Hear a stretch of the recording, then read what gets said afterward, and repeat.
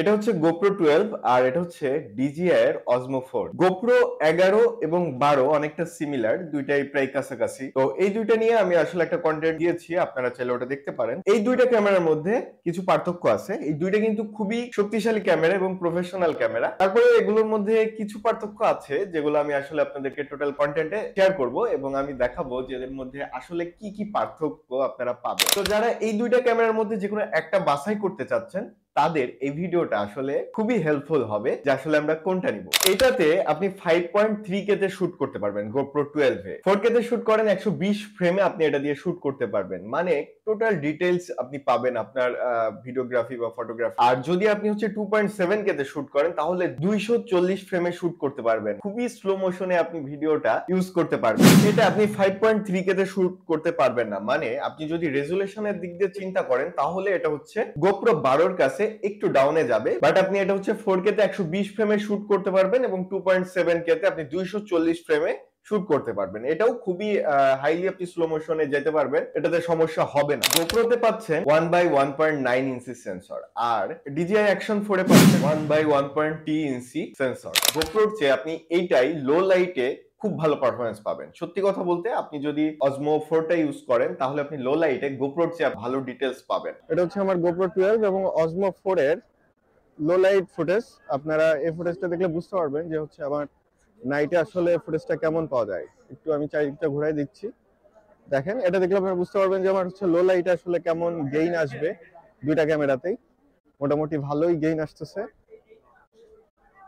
আশা করি বুঝতে পারছেন যে আসলে কেমন গেইন আসবে। আমি একটু ইয়া করে দেখাই দিই। গোপ্রোতে গেইন আসে মোটামুটি, এর জন্য আপনার আবার এনভি ক্যাপ ব্যবহার করতে হয়, কিন্তু আপনি নরমালি আপনি অজমোতে গেলে গোপ্রোর চেয়ে আপনি নাইটে ভালো ফুটেজ পাবেন। তো এই দিক দিয়ে গোপ্রোর কাছ থেকে অজমোটা একটু স্টেবিলাইজেশনের দিক দিয়ে যদি আপনি চিন্তা করেন তাহলে গোপ্রোতে ব্যবহার করা হয়েছে হাইপার স্মুথ 6.0 আর অজমোতে ব্যবহার করা হয়েছে রক স্টেডি 3.0। দুইটাই বেশ ভালো পারফরম্যান্স দেয় এবং দুইটাই জোস স্টেবিলাইজেশন দিয়ে থাকে। তো দুইটাই আমার কাছে ভালো মনে হয়েছে, এখানে আলাদা করার মতো আমার কাছে আসলে কিছুই নাই, দুইটাই সেম। যদি ব্যাটারি পারফরম্যান্স জানতে চান তাহলে গোপ্রোতে ইন্ড্রো ব্যাটারি ব্যবহার করা হয়েছে যেটা পারফরম্যান্স খুবই ভালো এবং আপনি লং টাইম এটা ইউজও করতে পারবেন। আর যদি হচ্ছে Osmo 4 এর আপনি ব্যাটারি পারফরম্যান্স জানতে চান তাহলে এটাতে 1770 mAh এর ব্যাটারি ব্যবহার করা হয়েছে। দুইটাই যথেষ্ট ভালো ব্যাটারি, বাট আপনি হচ্ছে যদি ব্যাকআপের বিষয়ে চিন্তা করেন তাহলে আপনি অজমোতে একটু বেশি ব্যাকআপ পাবেন। তো এটা আমার কাছে বেশি মেইন ফ্যাক্ট মনে হয় না, কারণ একটা প্রফেশনাল ক্যামেরাতে ব্যাটারি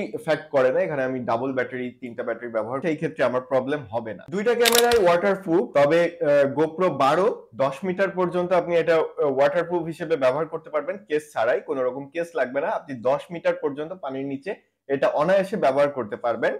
আর যদি অ্যাকশন 4 এ যান তাহলে অ্যাকশন 4 18 মিটার পর্যন্ত ওয়াটারপ্রুফ পাবে। ওয়াটারপ্রুফের দিক দিয়ে অ্যাকশন 4 টা এগিয়ে আছে, এখানে GoPro একটু পিছিয়ে গেল। তবে এখানে আপনি কেস যেহেতু ব্যবহার করতে পারছেন কোনো সমস্যা নেই। ইউজার ফ্রেন্ডলি যদি আপনি বলেন তাহলে GoPro 12 যথেষ্ট ম্যানুয়াল, এটা যারা প্রফেশনাল তাদের জন্য এটা বেস্ট। কিন্তু আপনার হচ্ছে অ্যাকশন 4 এটা খুবই ইজি ব্যবহার করা, যারা আপনার হচ্ছে প্রফেশনাল না, নন প্রফেশনালদের জন্য এটা খুব ইজি হবে। কিন্তু GoPro 12 কিন্তু অতটা ইউজার ফ্রেন্ডলি না, আপনাকে প্রফেশনাল হতে হবে তাহলে GoPro 12 টা সঠিকভাবে ব্যবহার করতে পারবেন। যদি ইউজার ফ্রেন্ডলির কথা চিন্তা করেন তাহলে GoPro 12 খুবই প্রফেশনাল একটা ক্যামেরা, এখানে আপনার সবকিছুই ম্যানুয়াল। খুবই প্রফেশনাল না হন তাহলে GoPro 12 ব্যবহার করতে আপনার যথেষ্ট প্রবলেম হবে। তো সেই ক্ষেত্রে চিন্তা করলে GoPro 12 টা হচ্ছে প্রফেশনাল ক্যামেরা। আর যদি আপনার হচ্ছে Osmo Action 4 টা ব্যবহার করেন, এটা আপনার ইউজার ফ্রেন্ডলি করার জন্য যথেষ্ট। নন প্রফেশনাল আমি বলতেছি না, এটাও প্রফেশনাল, বাট যথেষ্ট আপনার ইজি করা হয়েছে, যেখানে আপনার অটো কিছু বিষয় থাকে যে কারণে আপনি এটা খুব সহজেই ব্যবহার করতে পারবেন। এখন যদি আপনি আমাকে জিজ্ঞেস করেন যে আসলে আমি এখন কোন ক্যামেরাটা নিব, তাহলে আমি একটা সাজেশন আপনাদেরকে দিতে পারি। যারা খুবই প্রফেশনাল কাজ করতে চাচ্ছেন বা প্রফেশনাল ফুটেজ চাচ্ছেন, হাই রেজুলেশন চাচ্ছেন, তাদের জন্য GoPro 12। আর যদি আপনার 5.3K ফুটেজ দরকার না হয়, ভিডিও খুব বেশি রেজুলেশনের প্রয়োজন না হয়, তাহলে আপনি Osmo 4 টা নিতে পারেন, কারণ এটা হচ্ছে রেজুলেশন তো বেটার, বাট 5.3K কিন্তু আমরা এখনো এটা যদি আমরা এডিটিং করতে চাই আমরা যে কোনো কম্পিউটারে, তাহলে কিন্তু আমরা 5.3K ভিডিও যত ভালো পারফরম্যান্সের পিসি হোক কনভার্ট ছাড়া আমরা কিন্তু এডিট করতে পারি না।